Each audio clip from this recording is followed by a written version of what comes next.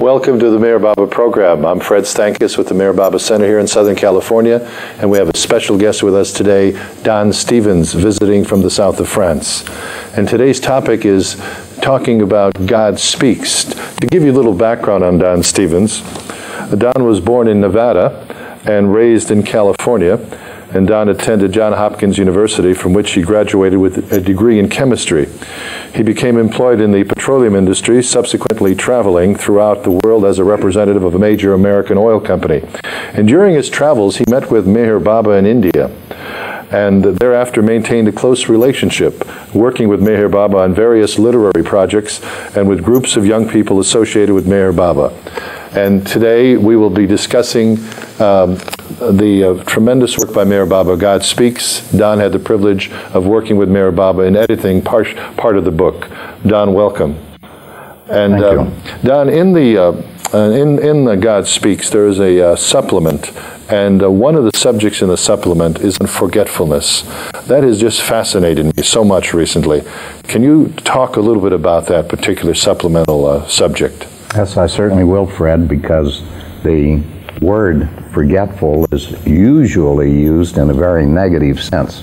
And so if you say to somebody you're getting forgetful, it means that you're accusing him of starting to run down, you know, and getting into the part of life where life is going to finish off before too much time happens. So to see it used in this context in a positive sense is, first of all, quite a surprise in itself.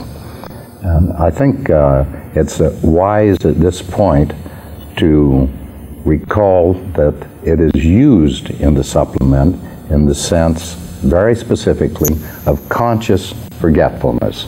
In other words, when you forget something, you don't go unconscious and the whole subject just drifts off and may be lost for a long time or forever, but you do a deliberate act. You block it out from your conscious mind, and you do it for a very, very specific purpose. In fact, it's a technique that the individual gradually has to learn. MeherBaba was always very careful to point out that if you tried to suppress material from the conscious mind back into the unconscious and simply, let's say, neglect it and say, thank goodness I got rid of that, that you were doing a rather dangerous thing. Because eventually, if it's rather explosive material, and if it keeps getting fed from daily life events, it's likely to build up a pressure and then explode uncontrollably. So we have that context in the background. But here, the word forgetful is being used in the sense that we all have a tendency to stock something just a little bit below the conscious level, try to keep it under control, get rid of it for a period of time, things especially that we can't deal with or that are distasteful to us, but eventually the individual has got to go back and bring it out. But we all have a tendency to bring it out in a repetitive fashion, often uncontrollably. In other words, we remember when there's nothing we can do about it, and also when it has this facility very often to upset us. So an awful lot of people's remembrance, non-forgetfulness, ends up in a very negative and energy-consuming process. So here, as it's used and elaborated on in the supplement, it is in the sense of a deliberate technique that a spiritual student cultivates over a period of time. Bobby even says sometimes it takes lifetimes before one is able to develop the technique and utilize it effectively. It is simply related to the proper use of psychic energy. Because one of the greatest things that uses up psychic energy is remembering, worrying, stewing, getting upset, tossing it back into the unconscious again when we have to go about other things. And this process can go on indefinitely. I have to tell you an amusing story, and I think my mother would allow me to tell this and be amused along with it. But I can remember when I was a little tiny boy, my grandmother had been visiting us, and my mother came out of the kitchen absolutely livid, and I thought, my gosh, what under the sun happened? Did my mother and my grandmother have some bad words between each other? And she wouldn't say anything at that point, but when my grandmother had finished off the trip, my mother said, you know, the most terrible thing happened between us. I was cooking the chicken stew, this chicken fricassee, and I always put these little allspice lumps, they're little round brown ones, into it. And they were in the stew, of course, in the rather white gravy. And so grandmother looks over and says, Clara, you've let flies get into the chicken fricassee. Of course, this was a major insult to the young housewife, and she was very upset about it. But can you imagine, every once in a while, until her dying day, all of a sudden, this memory would come up in my mother's mind, and she would really almost blow her top. It continued to carry that amount of emotional energy. So pretty obviously, there are a lot of things that are stored in our memory bank, as it were, which have this negative association and that infuriating association connected with it. And we waste just an awful lot of time remembering them. And usually there's nothing we can do about them because it's in the past. And when we blow up, of course, that's a tremendous amount of one's emotional energy which goes out of the window in no good production. So Baba says that one of the things that the individual absolutely must do in order to make progress on the spiritual path is to master the technique of conscious forgetfulness. He says it's not like when you've got a stamped letter in your pocket and you walk by the post office and forget to mail it. It's not that sort of absence. But it is a deliberate saying, no, no, no, no, to it. Don't pop up your head. Well, it's in the supplement, I recall it was pointing out that people seek forgetfulness in order to be happy. In other words, they've had a trying day, so they go in for that cocktail or some kind of stimulant to maybe either slow their mind down or speed it up so they don't have to deal with their remembrance, or sleep. You know, a lot of people who are not in a very happy mood will sleep a lot because they don't have to face, I guess, the remembrance of whatever is going on in their world. I think maybe I'm abnormal because when I'm upset I can't sleep. Well, possibly that also could be one too. But fortunately, there are fewer things nowadays that upset me, so I sleep better. That's wonderful. And another part of the book in the supplement is the theme of creation. Of course, that's a subject that could probably take up at least probably 20 or 30 broadcasts to totally cover it. But the theme of creation, can you just give a little bit of a capsule-like explanation of Meher Baba's theme of creation? Yes. Just to go back for a moment to recapitulate the subject as it was partially covered in an earlier interview. Creation is the product of the whim of originally unconscious God to know his divinity consciously. And so, according to Meher Baba, that whim, and a whim, you know, is capricious. There's no logic in back of it. Baba warns in God Speaks and others of his writings that to try to understand exactly what the whim is and why it surges, he said, there's absolutely no way that you will get any progress in trying to understand it. He said, you just have to wait to the day when you yourself become God, realize, and then you will know. So he says, let's not do too much fussing around about the precise nature of the whim, how how it originated and why it surged. But he said capriciously, for no reason, it surges. And the surging of that whim is a disturbance. So out of the disturbance, of course, we all know that most of the phenomena and most of what we call the realities, the presences within creation, in the long run turn out to be conglomerations, solidifications of various types of wave phenomena. I mean, just to be a bit erudite for the moment, but we don't need to dwell on it. Of course, it was Albert Einstein who gave us the very simple formula which ties energy to matter, the relationship. And of course, this is fundamentally the principle on which the atom bomb and the hydrogen bomb are built, the conversion of matter into energy.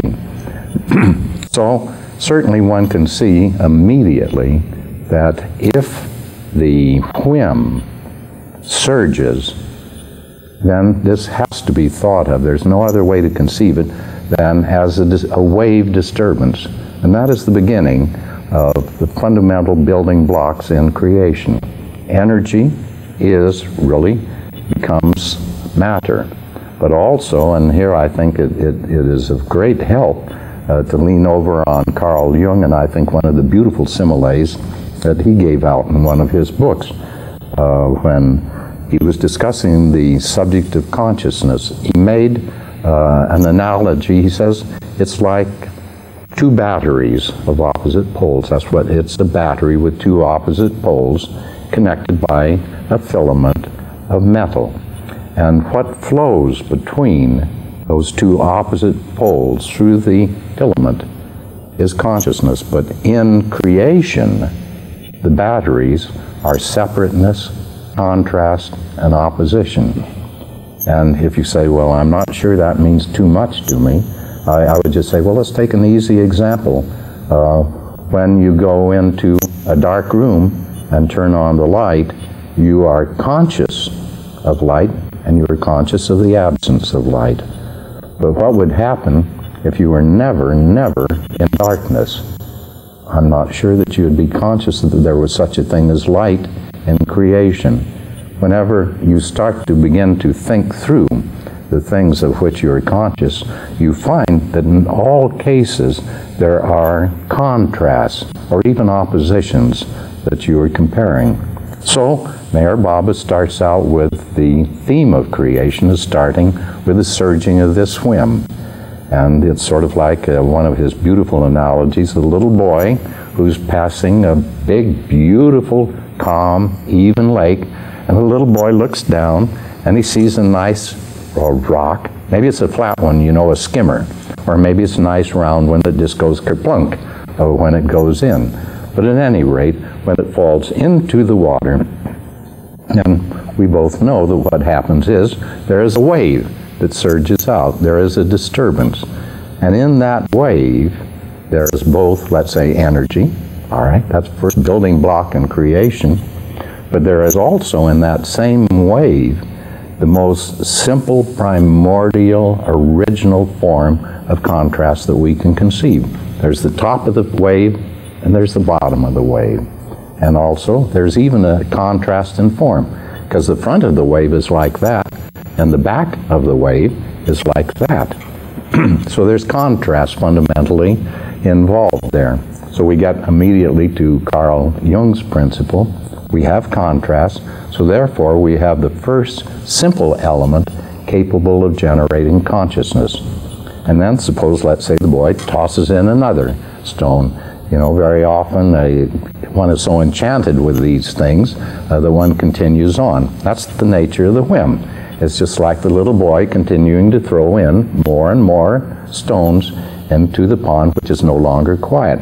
What happens? Well, you've seen it happen. The waves get more complicated, they intersect, and first thing you know, you have a tremendous spectrum of waves.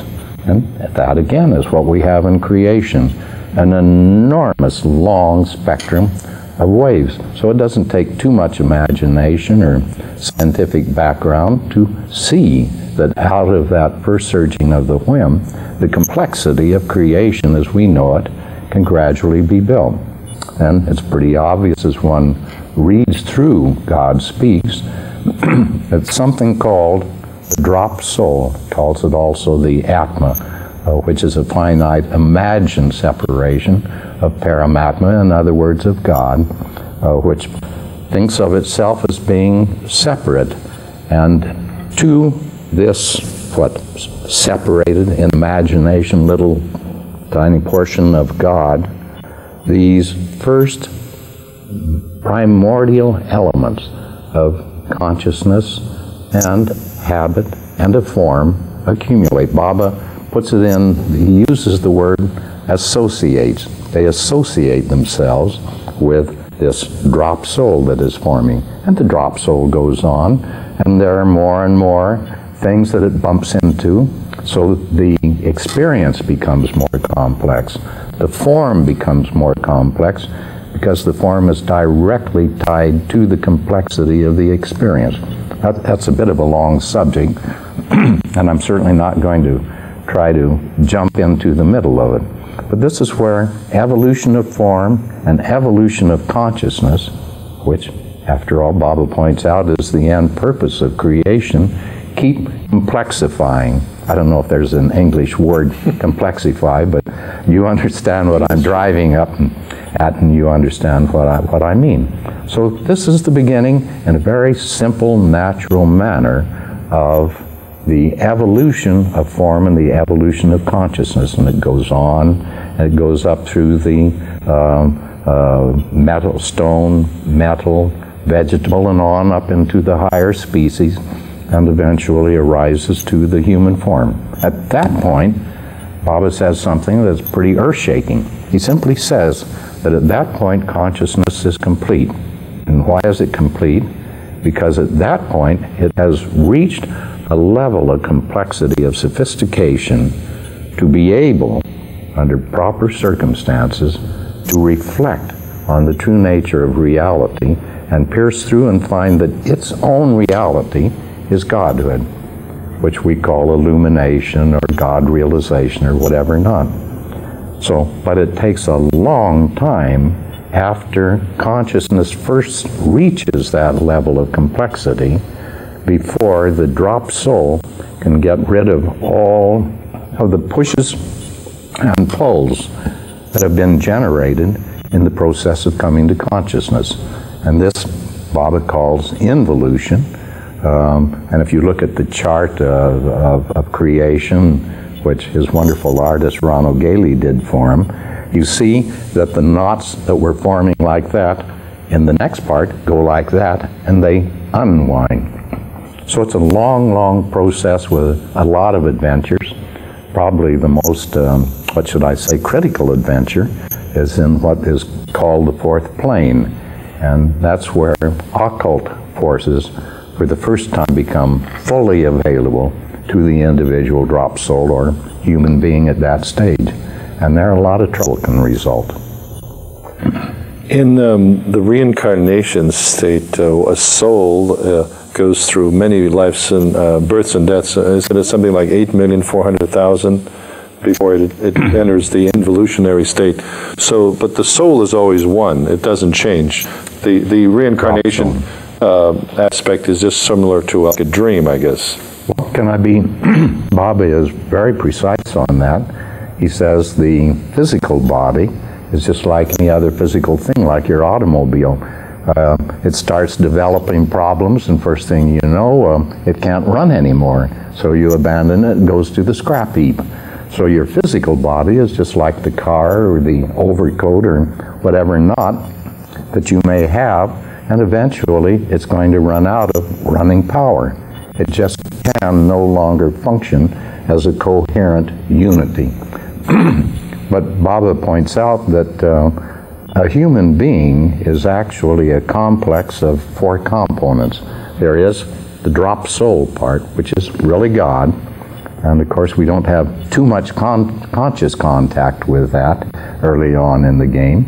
And then associated with that are three bodies: a mental body, in which are stored these habit patterns or impressions that have gradually developed all up through this long process of evolution, and then even involution, they still keep on developing. They're stored in the mental body.